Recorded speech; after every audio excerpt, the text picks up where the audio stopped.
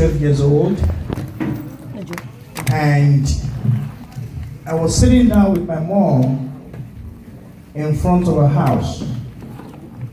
We lived in a street that was very, very busy, a two-way traffic.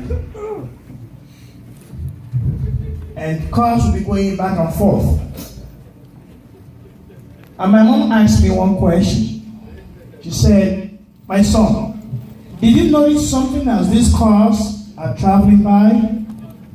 I said, "Elijah, I don't notice anything." She said, "Did you see that dog? That the cars that were stationary, the ones that were not moving, it didn't care about them. But the ones that were moving, it was chasing them. And the more they increased their speed, the more he chased them." I said, "Oh, Mommy, you are right."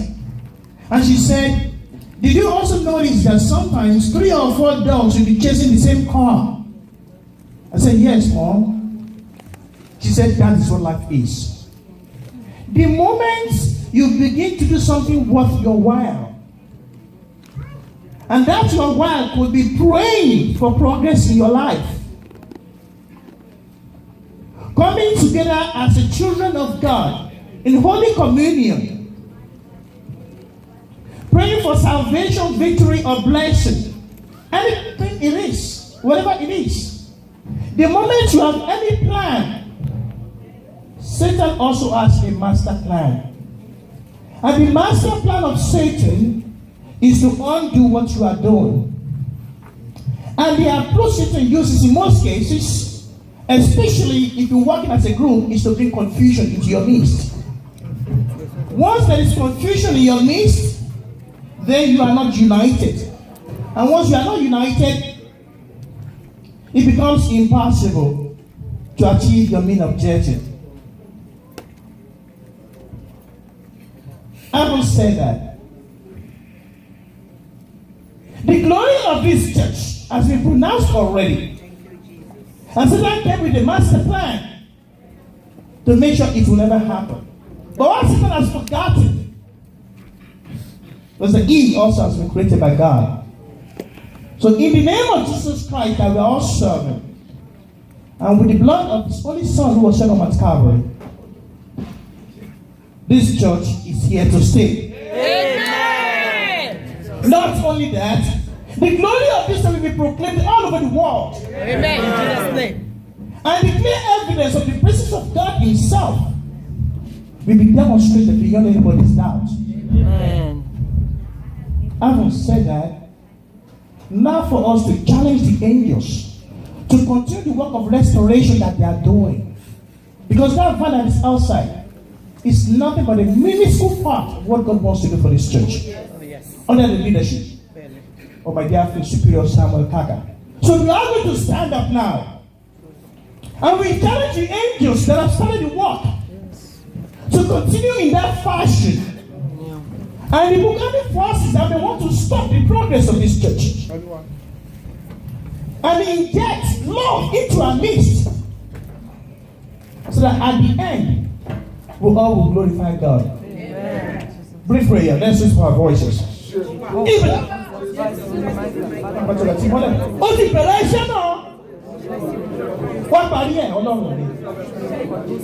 Àtúnṣe láti ọ̀dọ̀ rẹ ṣe.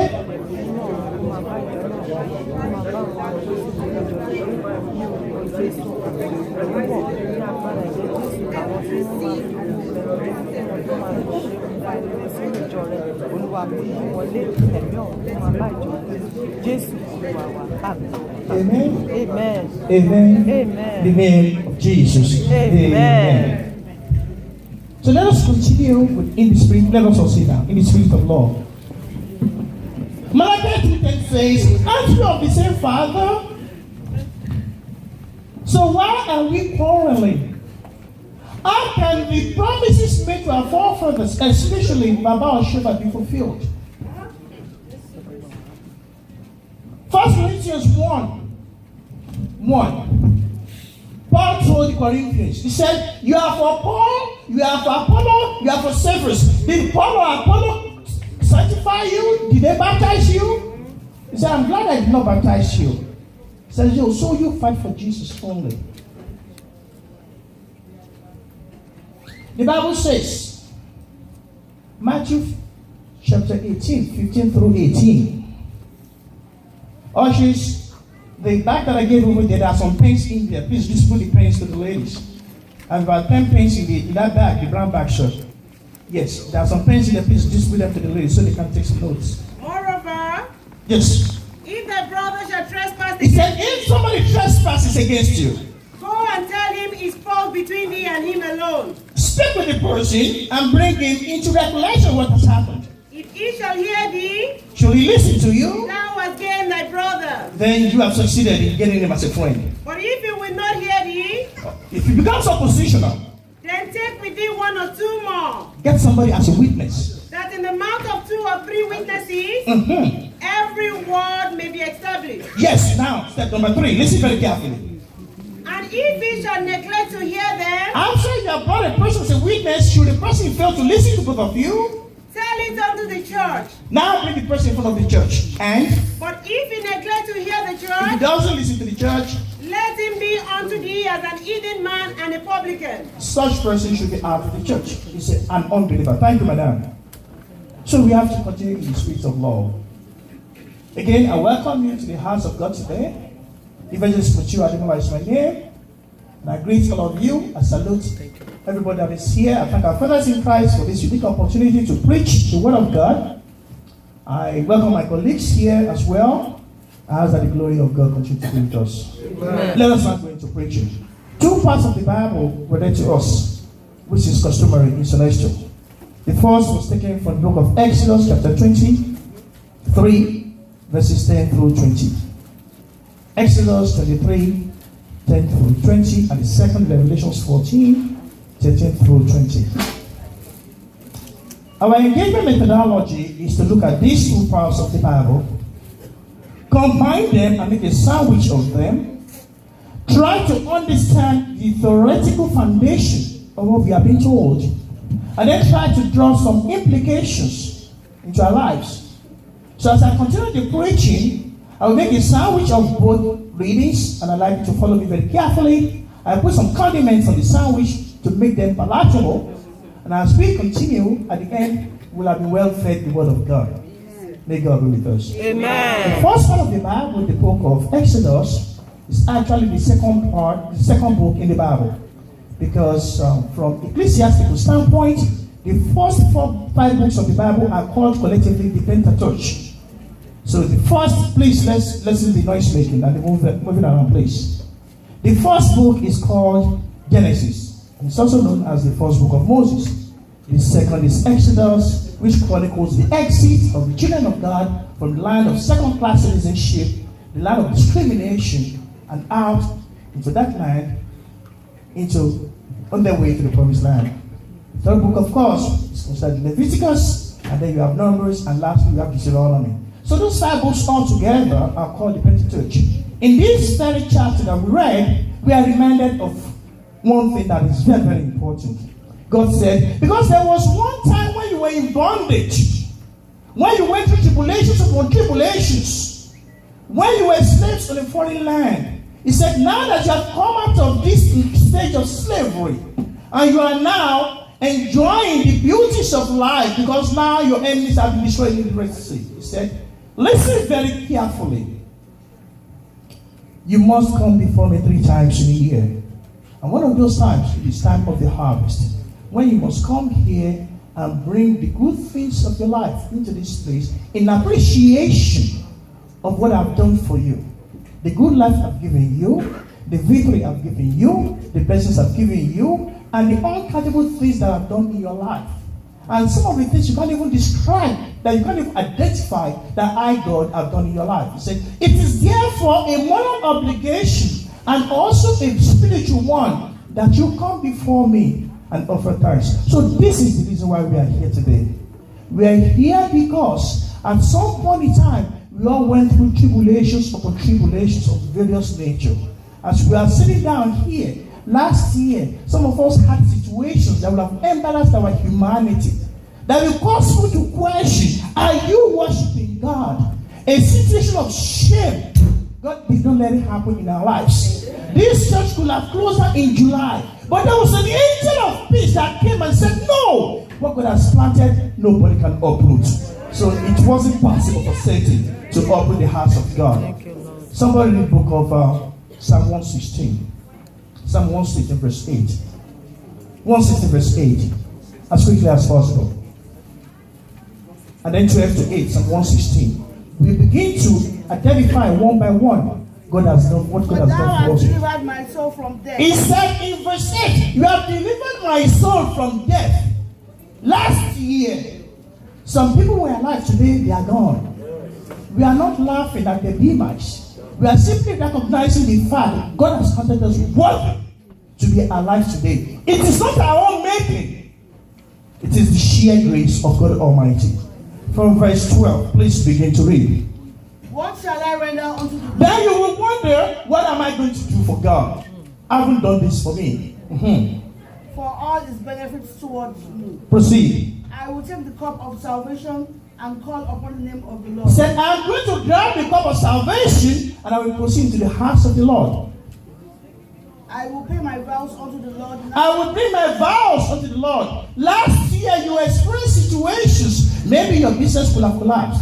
Maybe you were told that you had a terminal illness that was going to reduce your life to nothing. Maybe you were told you will be on a wheelchair. Maybe you had an illness that would have terminated your life. But God did something for you. He took that illness and he threw it into the abysmal sea. Oh, you so quick that way. Thank you, And Lord. now you are Thank here. you, Lord. So you have to thank God. Hallelujah. Ezekiah, because of his righteousness and prayerfulness. Precious. Knelt down. 1 second, madam. He said, God, if it is true I'm your son, and I've always been a prayerful and righteous person, this illness must not terminate my life. Isaiah 38. Please don't read it. God sent Isaiah back. He said, Prophet Isaiah, go and tell him I'm giving him additional 15 years to his life. Glory to the Almighty. Hallelujah. That is why you are here today. So glory to the Almighty. Hallelujah. Madam, fast forward to number 12, verse 12. What shall I render unto the Lord for all his benefits? 18. Go to 18, please. I will pay my vows unto the You are supposed to pay your vow. Because when you experience that situation that could have embarrassed you, maybe it was a divorce that you could have suffered. Maybe it was a home that would have been destroyed. Maybe your children could have ended up somewhere in jail, under the pit, in a coffin. You are here. Maybe you could have lost your job. Maybe you could have found your situation or yourself in a situation that would be totally embarrassing, that will cause you to question not only your humanity but your spirituality. But God didn't let it happen. Thank you, Lord. So now you are in a position to offer thanks unto Him. Yes. Now that time you made a vow, because in the times of trouble we all remember God. Oh, even pagans remember God in times of trouble. Ah, my God, please don't let this happen to me. I worship forever. I buy building for the church. It is human nature to receive, to get and forget. But He gives and forgives. He's a giver and forgiver. You are getters and forgetters. So God is telling you, Ecclesiastes chapter 5, please document it. He said, when you make a vow, Ecclesiastes chapter 5, verses 4 through 8, remember that you made a vow and there was an angel present, because you were experiencing situations that were untoward, characterized by frustration and oppression and rejection and injection, like a bad CD, and you knelt down before God. The angel microscopically recorded what you said, because you said it out of tears and sadness and frustration. He said, therefore, you cannot go back and say it was a slip of tongue, or I didn't mean it, or I was joking. Because after you said all those things in tears, I came and I gave you in abundance what you wanted. The illness disappeared. Your relationship was mended. Your supervisor then fell in love with you. Your children came back home. So you owe me. You can't say you are not going to. He said, therefore, pay your vow. That's verse 18. You must pay your vow. You owed Ojelo Mbese. Ìgbésí ọgbà ẹni pọ̀ mi ò lè sọ́kọ́. Àmọ́ ṣùgbọ́n òun ó ṣe ohun tí mo lè ṣe. Bàbá aláàánú mi ó máa ṣe o bàbá. So you have to pay your vow. And that's why you're here today on the harvest. The palm and the gallantry is okay. Oh yeah, the music and the food and everything, that is okay. But from moral standpoint, from the perspective of morality, you have to realize that you must pay your vow. And that's why you are here. Your non-payment of the vow makes you what is called a parasite. Or your parasitic relationship will cause God to draw away from you. And affect that will affect me. And me, I'm aware. So if your intention is to just take from me and not give back, if you don't speak Yoruba, you're not missing anything. If your intention is just to just take from and not give back, then forget about it. They're going to serve our relationship. I think that. So you owe God. Revelation 7, 13 through 17. Please document it. We can do the reading too for analysis. Revelation 7. John saw a vision. He saw a multitude of people wearing white, and as they were white, they were swinging palm fronds. And he asked the angel, these people dancing from all over the world wearing white, where are they coming from? And what makes them to be in this position so much? What kind of epiphany is this? How come they're so joyful? He asked the angel. The angel said, you don't know? He said, you tell me. The angel said, I'll tell you. These are the people who went through the tribulations of this world, whose houses could have been destroyed overnight by satanic influences, whose husbands could have walked away, whose wives could have died in their sleep, whose children could have been buried alive, whose relations could have been destroyed, whose mortgages could have been foreclosed. He said, because I, God Almighty, with my infinite mercifulness, sitting on my throne, I look at them mercifully, and their tears of sadness were transferred to the tears of joy. Therefore, it is obligatory on them to come before my throne of grace and give glory to me. He said, as long as I represent their God, I will make sure when the sun comes up, it doesn't scorch them. And I give them living water, and it will be in existence forever. Ó ní àìríjà àìrímú àìrígbà àìríwọ̀ onímú kúrò wájú wọn. Ó lómi jẹ́ wọn tó jẹ́ ti akọ́mọ sọ́dí ayọ̀. Ó ní kìí kíre tó ṣe ń yìn lọ́sùn àti ní òru. Are you following me? Yes.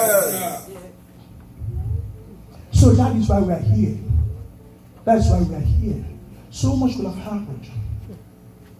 One of the greatest prophets in this church went to bed 2 weeks ago. He didn't wake up. Sometimes it is totally inexplicable. You don't know how to explain it. It lacks understanding. But you are here. You are not only here, you are healthy. You are lively. Glory to the Almighty. Hallelujah. Thank you, Lord. As we continue to pray to God, we have to offer thanks unto Him. So when you come in here today, just as we have seen in the first part of the Bible, it says, number one, do not come empty-handed. Yes. Because if you come empty-handed, you are telling God, you haven't done anything for me. But He has done so much for you. Yes. More than you can count, more than you can identify. Amen. So it is your job to let Him know, this is what I have for you. In the book of 1 Chronicles 29, David, having realized it would be impossible for him to do the house for God, he called all the persons in the country, the ministers, his own friends, the citizens, even the peasants, people who had very little. He said, my son is too young. He can't build a church for God now. He said, let us have everything together that he's going to use. The building materials, the pillars, the altar platform, the candelabra. He said, let us get everything ready. But there was something he said in that very chapter that I fell in love with when I read the book. Verse 14. 1 Corinthians 14. He said, it is what you have given me that I'm giving you back. But who am I? Yes. And what is my people? He said, who am I? What do I stand for? And the people that I'm asking to build this house, what do they stand for? That we should be able to offer so willingly. He said, why are we offering so willingly? Because it is what, Madam, proceed. For all things come of thee. It is what you have given me. And of thy own have we given you. And that we giving you back. Please sit down, Madam. So whatever you are doing for God today, it is what He has given you that you're giving Him. You are simply repaying a loan. You are repaying a loan that you owe so much. Because He has given this to you free of charge. And that's the reason why you are here today. You cannot come here empty-handed. No. The only way to pick something from the ground is to open your hands. You open your palms. Because if you don't open your palms, I can pick something from the ground. You have to let something go first. By letting something go, you are sowing a seed. And only God will water that seed for you in the name of Jesus. Amen. So we have a responsibility to offer thanks to God. Oh, thanks day in and day out. Every day you must offer thanks. You do not have to wait for a harvest. And a day of this nature, by you offering thanks to God, you are reconnecting with Him. You are reminding Him of His promises. That I thank you so much because last year I didn't go to bed not to wake up. I thank you so much because this church could not be shut down by Satan in July. I thank you so much because you have given me victory over my enemies and I have a cause to celebrate day in and day out.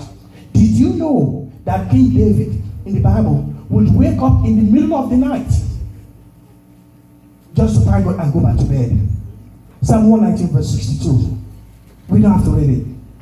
He will wake up in the middle of the night just to play his music, grab his piano or bass guitar or drums, dance around in his palace, and then go to bed. Just to thank God. As if praying during the day wasn't sufficient. That's how important it is that we thank God. On the day of this nature, to harvest what God has given to you, you must thank Him with something that is meaningful. You thank Him day in and day out. There is no single person here who does have a responsibility not to thank God. By you thanking Him, you are reminding Him of more promises to be fulfilled. As a matter of fact, when you thank Him for what He has done, you are offering Him a bribe. Yes. And guess what? He loves bribes. When He takes the bribe, He will perform. Amen. Yes. He will perform because He knows you have done the necessary. Amen. Jesus. Hallelujah. Hallelujah. Hallelujah. Hallelujah. Hallelujah. Hallelujah. Ọba tó ṣohun tẹ́nìkan lè ṣe, orúkọ rẹ̀ ti ní tó. Ọba mi tó ṣohun tẹ́nìkan lè ṣe, orúkọ rẹ̀ ti ní tó. Ọba tó ṣohun tẹ́nìkan lè ṣe, orúkọ rẹ̀ ti ní tó.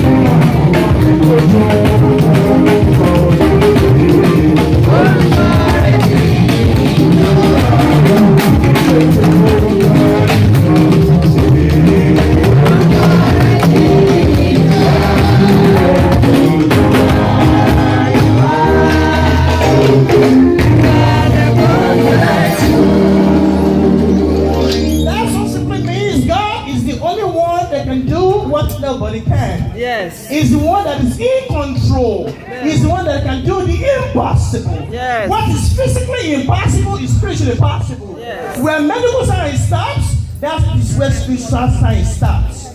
When doctor says no way, that's when God says, I have the final say. That is possible, that song. By way of example, Angel Gabriel in the book of Luke chapter 1 went to Mary. She said, your cousin, who was a barren, is now 6 months pregnant. And Mary said, what kind of greeting is this? The angel said, you are most favored amongst all women. She said, as a matter of fact, the child that you are going to have will be the savior of the world.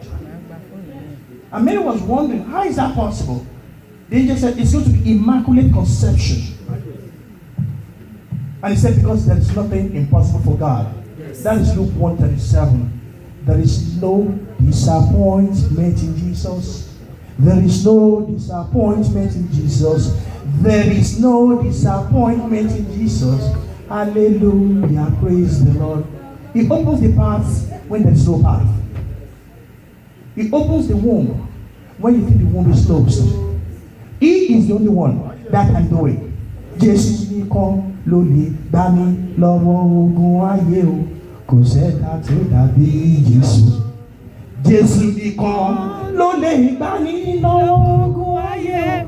Kò sẹ́dá tó dàbí Ọlọ́run. It is only Jesus. Only Jesus can save. It is only Jesus can save. Ìgbàlà kò sí lọ́dọ̀ ẹlòmíràn. Orúkọ mìíràn kò sí èyí tí a lè fi gbà mí.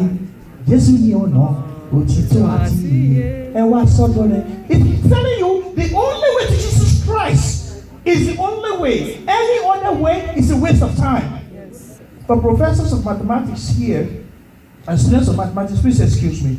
The shortest distance in mathematics between 2 points is a straight line. Now, should you decide to go this way and go this way, okay, you have created a problem. Because the sum of the two sides of a triangle is more than the third side. So why do you have to go this way and this way? Why don't you just come straight to Jesus? Hallelujah. Hallelujah. Hallelujah. Hallelujah. Hallelujah. Psalm 148. Tẹ̀síwájú àlùfẹ́. Ẹ fi ìyìn fún Olúwa. Yes. Ẹ fi ìyìn fún Olúwa láti ọ̀run wá. Yes. Ẹ fi ìyìn fún níbi He gíga. said, give glory from heaven. Ẹ fi ìyìn fún gbogbo ẹ̀yin áńgẹ́lì rẹ̀. All the angels give glory unto him. Ẹ fi ìyìn fún gbogbo ẹ̀yin ọmọ ogun rẹ̀. All Ẹ fi those. ìyìn fún oòrùn àti òṣùpá. Let the stars and the sun Ẹ give fi glory to ìyìn fún him. gbogbo ẹ̀yin ìràwọ̀ ìmọ́lẹ̀. Even the stars give Ẹ fi glory to ìyìn him. fún ẹ̀yin ọ̀run àti àwọn ọ̀run gíga. Yes. Àti ẹ̀yin omi tí ń bẹ ní òkè ọ̀run. Jẹ́ kí wọn kí ó yin orúkọ Olúwa. Let all Nítorí these tí a things. pàṣẹ, a sì dá wọn. Ó sì fi ìdí wọn múlẹ̀ láí àti láíláí. Ó sì ti ṣe ìlànà kan tí kì yóò rí. He has opened the paths of Ẹ̀yin righteousness. Olúwa láti ilé ayé. Give praises to God. Ẹ̀yin ẹ̀dá inú òkun títóbi àti Oh, ẹ̀yin yes. ibú òkun, mọ̀nàmọ́ná àti òjò, ìyìn dídì, ìdì omi àti àwọn ìkùkù, ìjì tí mú ọ̀rọ̀ rẹ̀ ṣẹ, òkè ńlá àti gbogbo òkè kéékèèké, igi eléso àti gbogbo igi kédárì, àwọn ẹranko ńlá àti ẹran àwọn ẹranko ọ̀sìn, gbogbo ohun tí ń mí àti ti ohun ayé, àwọn ọba ayé àti àwọn ènìyàn gbogbo, àwọn ọmọ aládé àti onídàájọ́ ayé, ẹ fi ìyìn f'Olúwa láti ọ̀run wá. Hallelujah. Hallelujah.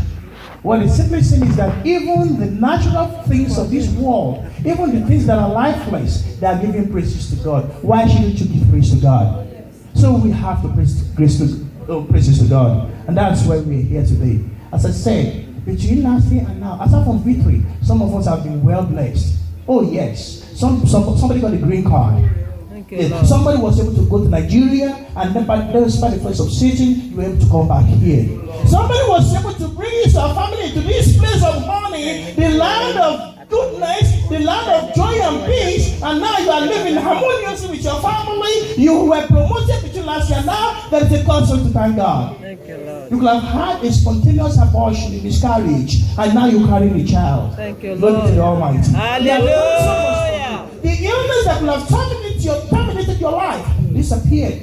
A headache did not become a brain tumor. Thank you, A Jesus. stomach ache did not become a stomach cancer. Ẹ ṣé Olúwa. Pains in the groins did not become prostate cancer. Thank you, So you Lord. have a cause to thank God. Yes. The high blood pressure that you have has not reduced to vegetables by the presence of paralysis. Thank you, Lord. So glory to the Almighty. He has Hallelujah. done so much for you, more than you can identify. So you have a cause to thank Him.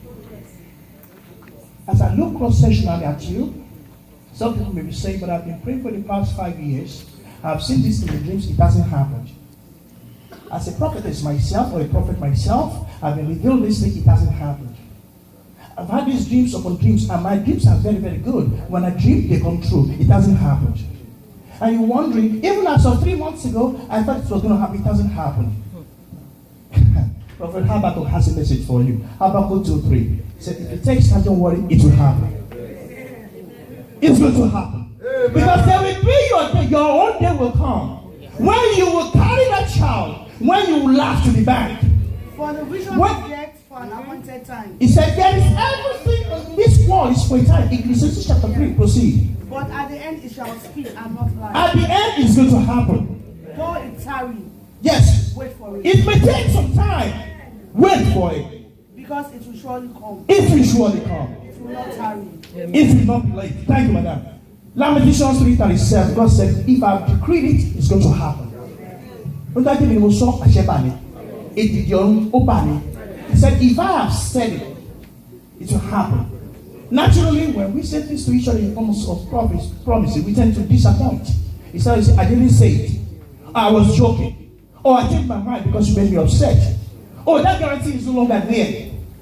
But God says, if I tell you, it will happen.